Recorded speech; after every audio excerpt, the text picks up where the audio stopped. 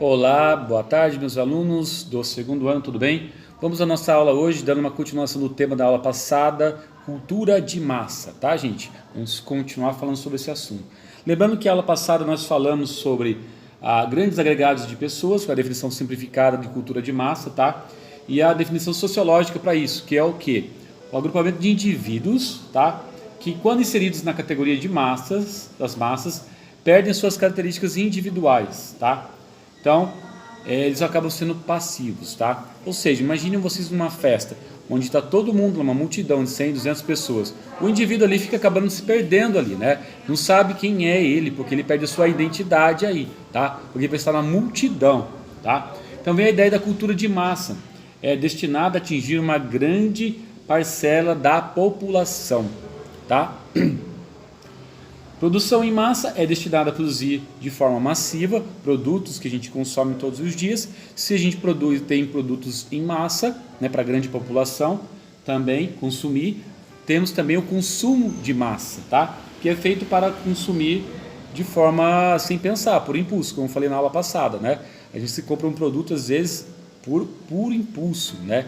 Por uma imagem, por um som, por um cheiro.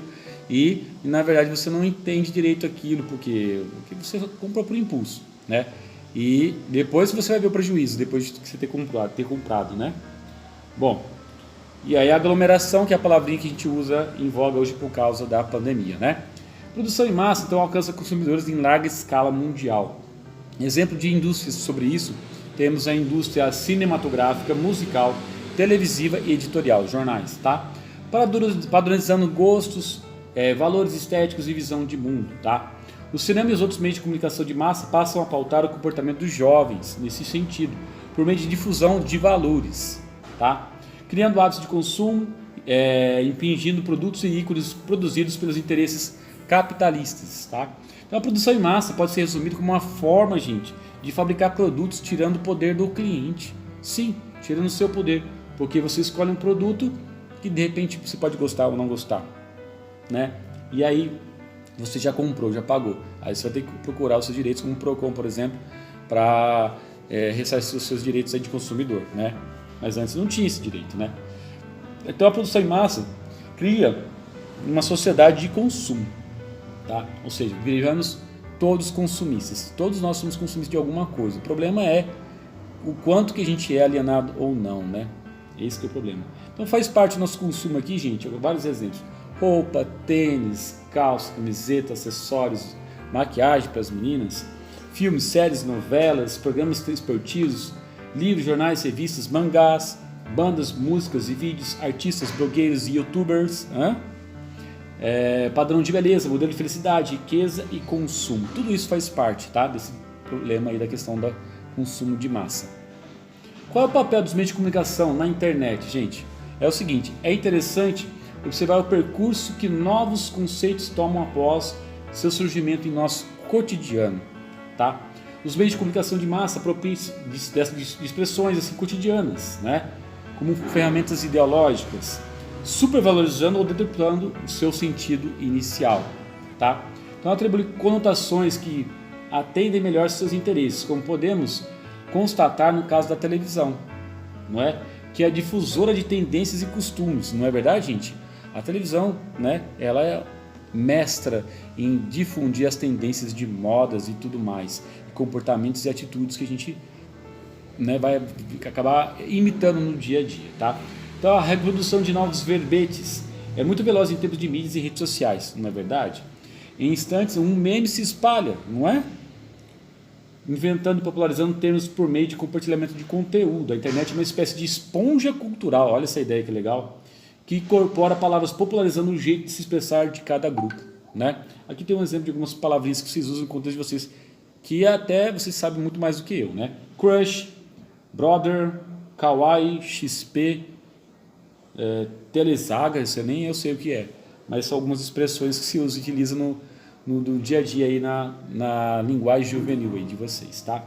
Comunicação de massa utiliza das gírias para se associar de um estilo de vida e incorpora esse conjunto de representações em propagandas, gente, propagandas publicitárias, tá? Programas de televisão, moda, música e redes sociais, tá? Cria-se então um segmento, uma fatia de mercado que atende tais interesses, como o dos surfistas, por exemplo, tá? Logo, o estereótipo do surfista está associado a uma experiência de ser no grupo, tá? Que é facilmente identificado. Quando um surfista está com o outro, chega lá e vai cumprimentar e fala: e aí, bro? Beleza, bro? Como é que tava a marola? Olha, são gírias típicas do surfista, né? Que só quem já esteve nesse universo vai entender um pouco disso, tá? Tem uma comunicação de massa, tá? E aqui tem uma imagem mostrando os tipos da evolução da comunicação, né? Desde o homem primitivo, ó, era das pedras aí, os tipos móveis aqui, a imprensa, né? E as publicações de massa, livros, revistas, tá? E depois agora e-mail, internet e tudo mais, as redes sociais em geral. Filmes que influenciaram épocas, gente. Um filme histórico aí, não sei se vocês já viram, mas vou indicar aqui para vocês. Chama-se Juventude Transviada, tá? E aí tem um texto de uma antropóloga chamada Isabel Whitman, que vai comentar sobre esse filme, né? Juventude Transviada. E esse texto lá tá no link aqui, vocês clicarem vocês vão ver, que fala do ator James Dean, que fazia o papel de um jovem rebelde ali. Aliás, ó, rebel without a cause, né? Ou seja, sabe essa expressão rebelde sem causa? Então vem desse filme, né? Ah, você é um adolescente ou um aborrecente, ou você é um adolescente rebelde sem causa. Então, vem desse filme aqui, do James Dean, Juventude Transviada, década de 60, se não me engano, isso aí eu amo aí. Já ouviu falar da expressão clueless? Clueless, em inglês, né? Sabe o que ela significa? Sabe que ela, na boca dos adolescentes americanos dos anos 90, sofreu uma reinterpretação por conta de um filme dos anos 90, tá? Como poderia traduzir então conservando a ideia original daqueles adolescentes influenciados pelo filme? Procure saber o que significa clueless nos dois sentidos. Então, o sentido de clueless, no sentido dicionário mesmo, significa sem sentido ou sem noção, tá? Mas no filme vai ter uma outra conotação, tá? Nesse filme, que eu vou dizer qual é o filme agora, que é As Patricinhas de Beverly Hills. Alguém já viu esse filme? Né? Esse filme vai dizer justamente sobre essa expressão. E aliás, está escrito justamente assim na capa do filme, clueless, né? Essa expressão linguística aí, que significa as pessoas meio que sem noção, patricinhas, são meio, né, riquinhas, que são vazias, vida vazias, não tem sentido de vida, então fazem qualquer besteirinha, tá? Um filme muito legal, quem não viu, aborda essa questão aí também da questão da cultura de massa, tá? Expressões aí. Olha aqui essa imagem, né? Qual a diferença entre elas? De um lado está uma imagem de Emma de Austen, de 1815, século XIX, e do outro lado da Cher, de 1995, né? Qual a diferença entre elas? Será que tem diferença? Então, em que medida Emma de Austen, de 1815, se faz presente na personagem Cher, lançada em 1995? Você acha que o personagem de 1815 teria feito o mesmo sucesso que o personagem de 1995 se fosse apresentado num filme como concebido no século XIX? Lembre-se, entre uma obra e a outra há um hiato de 180 anos. Então, qual o papel da indústria cultural na questão? Então, eles reinventaram, gente, a cultura de massa, a indústria cultural aqui, tá? Esse conceito que vem da cultura de massa, que reproduziu essa imagem da Emma para o século XX, em 1995, e chamou de Cher. Então, é uma releitura da Emma no século XX, a Cher, tá? E aí, vendeu essa imagem.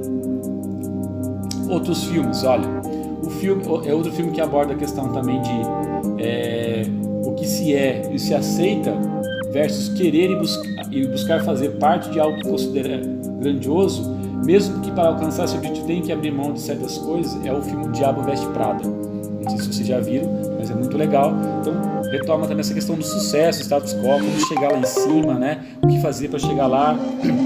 Slogans, marcas, não, Prada é uma marca, né? É famosíssima, de bolsa, de sapato, se não me engano, né? Então, precisa entender que está tudo contaminado, dominado por essa questão da indústria cultural. Todos nós somos consumidores ativos aí, tá? E olha aí a atividade para vocês pensarem em casa.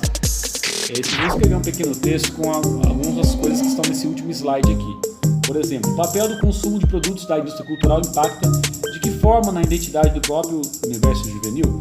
Vocês vão responder essa pergunta, tá? A indústria cultural Ao se apropriar de elementos da cultura, presta um serviço ou desserviço à sociedade? E aí?